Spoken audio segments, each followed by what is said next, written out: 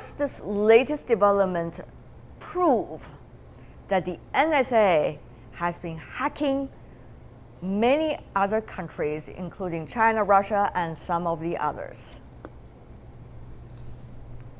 Well, I don't know if proof is the right term. Few things are ever completely proven, but it's the job of the NSA to hack other countries around the world. So I don't even know if that's an issue.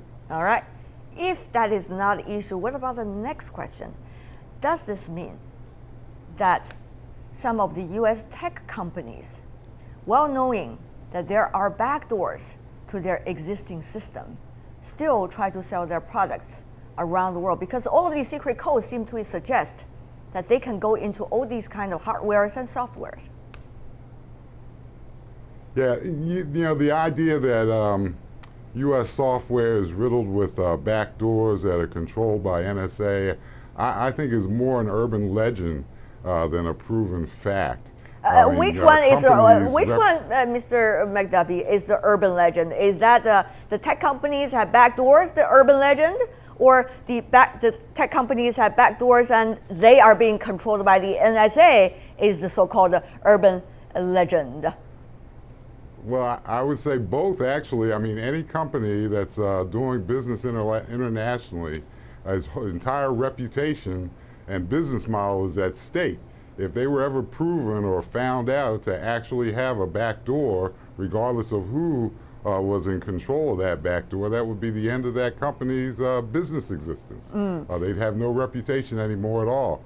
Companies work extremely hard to guarantee that their software does only what it says it's supposed to do.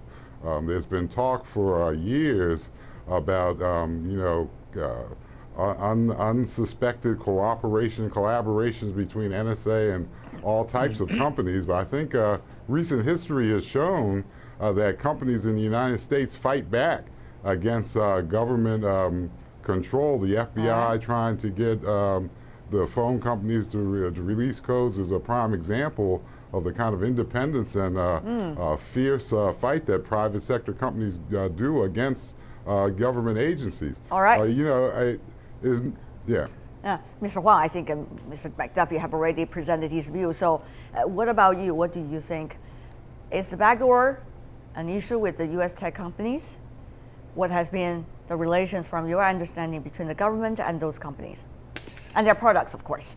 What I have learned from US internet and media about this and the latest incidents is the shadow brokers try to auction a software kit. And that software kit provide the tools how to hack into US companies' devices. For example, Apple, Cisco, and even hardware and storage company.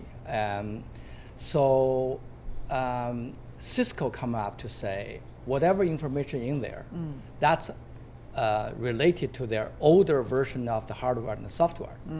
Nobody seems to come to deny this is not backdoor. So from what I read, this is a backdoor, a hacking backdoor, and provided by NSA.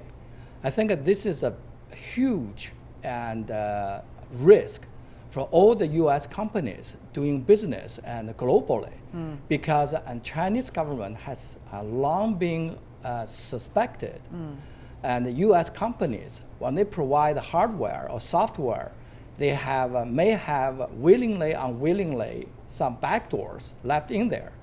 This latest incident seems to prove the Chinese suspicion may be right. All right. Having said that, though, Mr. McDuffie, what about the latest revelation coming from the Snowden's tweets? From his tweets, he seemed to suggest to the public that once those secret codes appear on whichever computer, whether it's in China, in Russia, in the UK, elsewhere in the world, that means the NSA has been watching it. So as a result, you have companies around the world now working very hard to check their computer systems to see whether these codes appear on their screen. And according to some of the latest media reports, we already know that some of the Chinese companies have found out they do have these problems. So these are facts already that out there. The question is, what would that mean, not only between the wars of governments? I mean, let's put that espionage thing aside. What would that mean for companies, for private individuals, and for also individual citizens around the world? Yeah, absolutely. You're really touching on the right issues there. What's happening between professional intelligence agencies, I guarantee you, is not reflected in the information that we're seeing in the public. They're professional agencies, and they do their work Not really all well. of them. Not all appeared in the public eyes, but maybe some from time to time being leaked to the public for one reason or the other. Of course, you could scrutinize them, but they still exist. But having said that, though, what about for the others? What does that mean? So the things that I've seen about this recent incident kind of indicate, number one, that it's old. The timestamps on the material that Shadow Broker had exposed was dated 2013. Zero-day threats occur every day. Every day, private sector companies and private citizens around the world are under attack, primarily from criminal organizations, global criminal organizations, not affiliated with any country at all.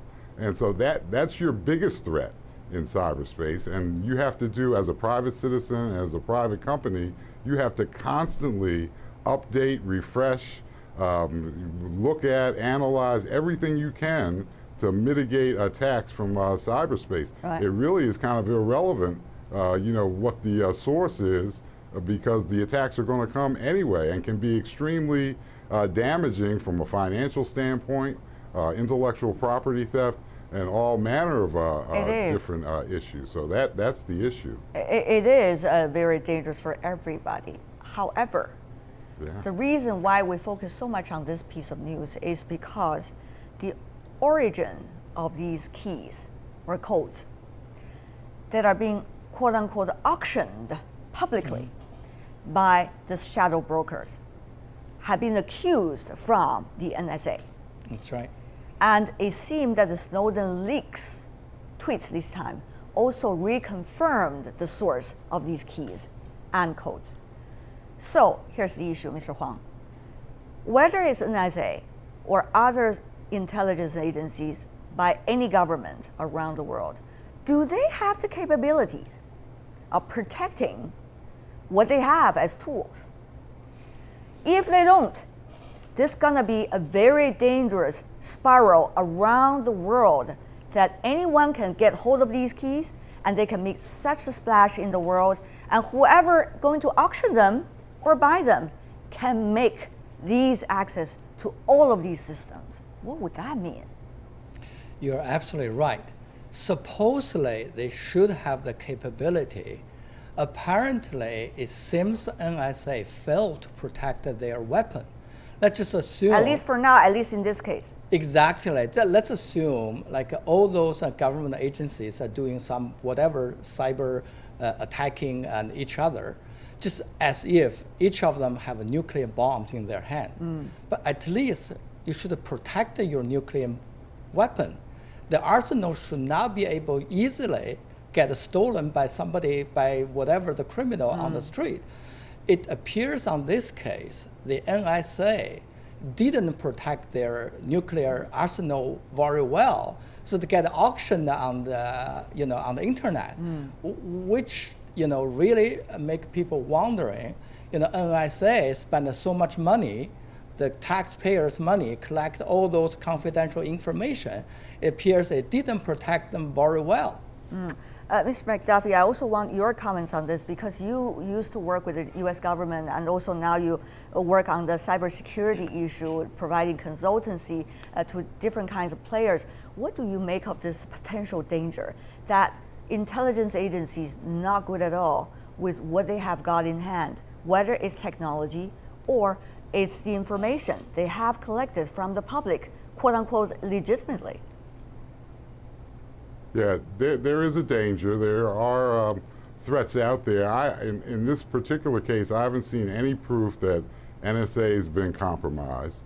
I mean, it's all speculation. Anything that Snowden says is years out of date and still just speculation.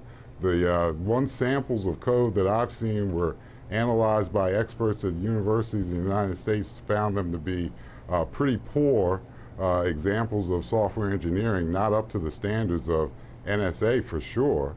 And so, you know, that's all speculation. The part that's real is that your information is at risk when it's available via the internet, and it's at risk from people like you know, Amazon, major marketers, you know, manipulating what they want you to buy. They're at risk from criminals trying to steal your background.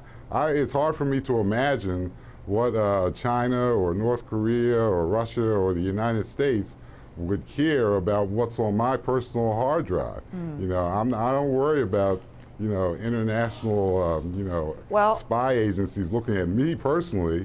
But I mean, the capabilities have been out there for years. Well, you know, there's tools that have been around for years that allow people to attempt to, you know, break into other systems. Well, you might not care at all, but there are many others in the world that they do care.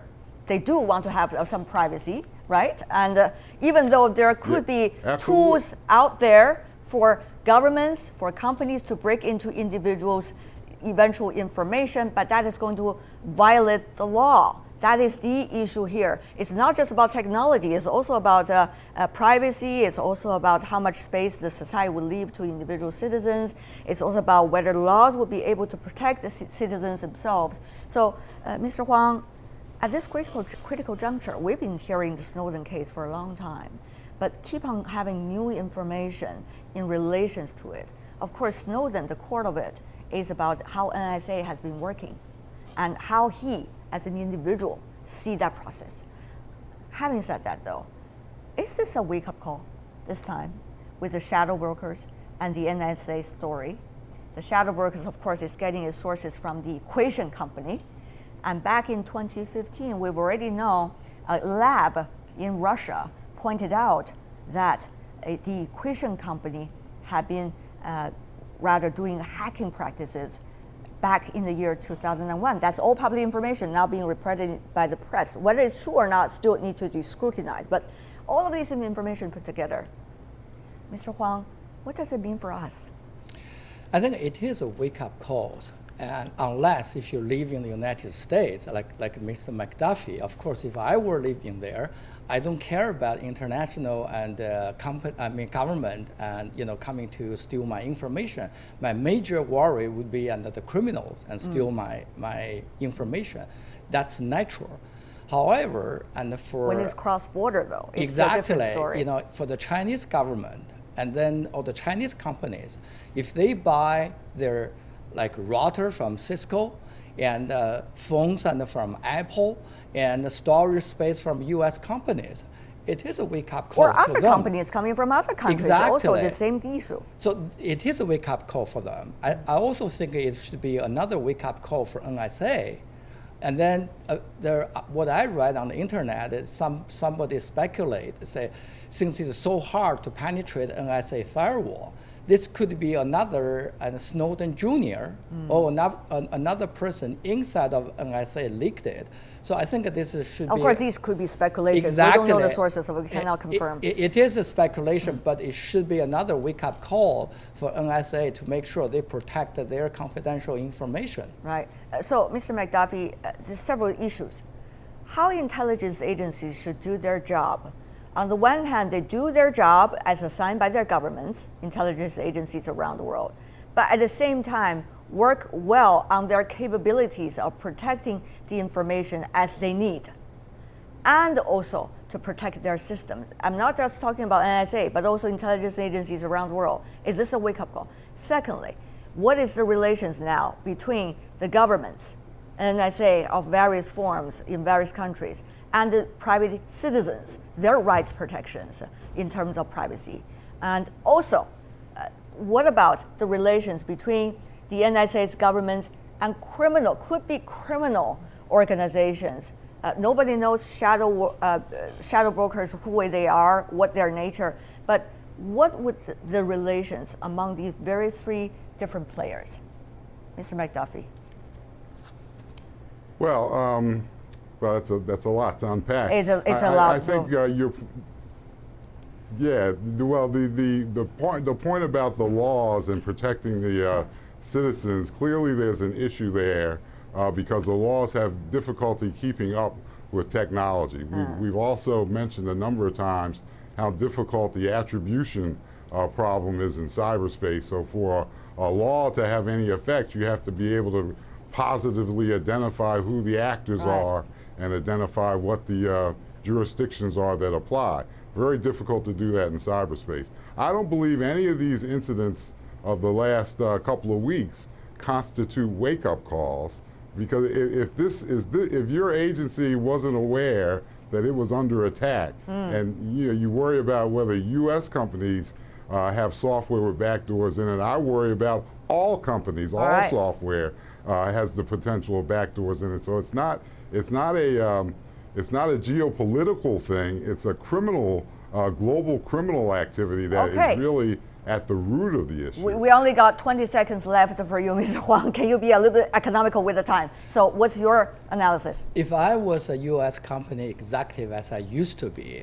I would be worried about how this latest incident is going to impact my business in China, maybe other countries.